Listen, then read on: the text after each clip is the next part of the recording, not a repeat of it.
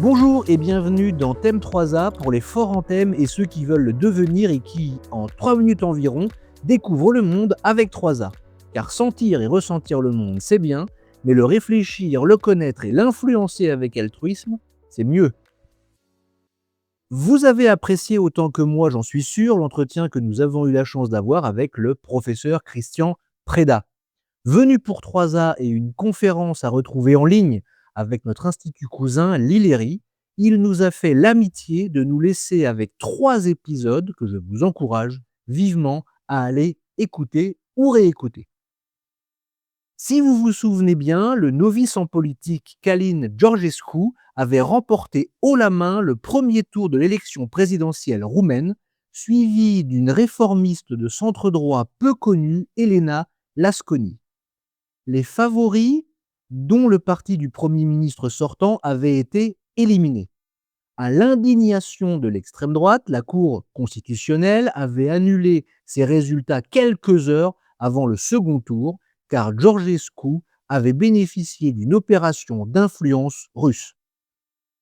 C'était en décembre dernier. Comme nous le rappelait le professeur Preda, la question était de savoir si le peuple roumain percevrait cette action judiciaire comme J.D. Vance ou l'extrême droite roumaine, une attaque contre la démocratie roumaine, ou si, en dépit de la corruption des élites et d'une déception de la classe politique, ce deuxième premier tour remettrait en selle les grands acteurs habituels du jeu démocratique roumain.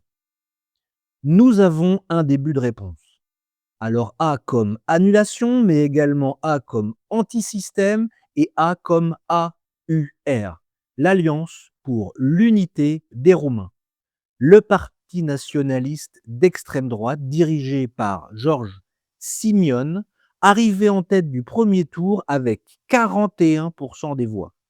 Très largement en tête, M. Simeon se présentait comme M. Georgescu en candidat anti-système, eurosceptique, anti-OTAN et plus favorable à Moscou qu'à Kiev. Cela suscite d'évidentes inquiétudes quant à l'orientation future de la Roumanie.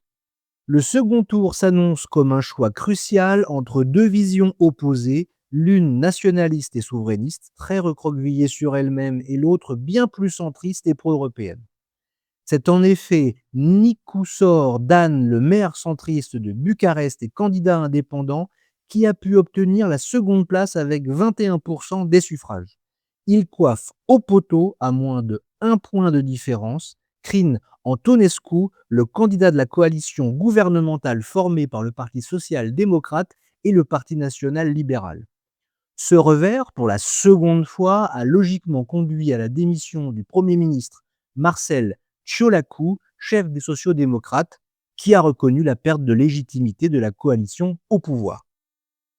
Pour celles et ceux d'entre vous qui se demandent pourquoi cette déception d'un électorat roumain face au monde politique, rien de mieux que nos échanges avec Christian Preda, bien sûr, mais pour les plus littéraires d'entre vous, n'hésitez pas à vous plonger dans La pire espèce, un roman politique très noir de Christian Foulache, l'un des plus importants auteurs roumains contemporains. Il dévoile les coulisses d'un monde de magouilles, de corruption autour d'une espèce, celle soumise à la passion du pouvoir et de la domination, la pire. Pour en revenir au second tour à venir de ces présidentielles, c'est un peu comme l'élection de Donald Trump, c'est désormais la mobilisation des électeurs qui sera la clé. Monsieur Simeon a, comme Trump, un plancher électoral haut, c'est-à-dire que beaucoup voteront pour lui, mais un plafond bas, c'est-à-dire qu'il lui sera très compliqué de recevoir plus de voix que celles qu'il a eues au premier tour. Les clés de la Roumanie sont donc entre les mains des électeurs sociaux-démocrates des zones rurales, car l'électorat urbain pro-européen et réformiste de M. Dan sera insuffisant à lui seul. Le suspense est à son comble, car le sort de ce grand pays se joue dimanche prochain.